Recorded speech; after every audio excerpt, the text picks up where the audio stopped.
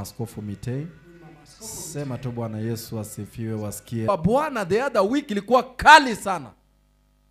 Na hiyo ujumbe si ya Catholic, si ya SDA, ni yetu hapa.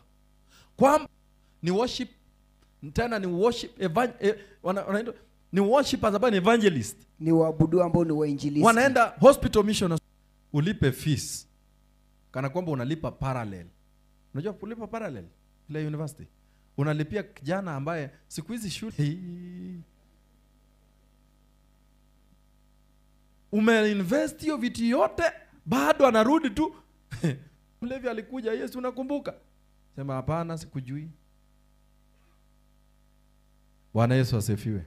I was just trying to make watu wanahubiri huko online, wanafanya vitu vya Bwana na kutukuza Bwana. Simama tu kwa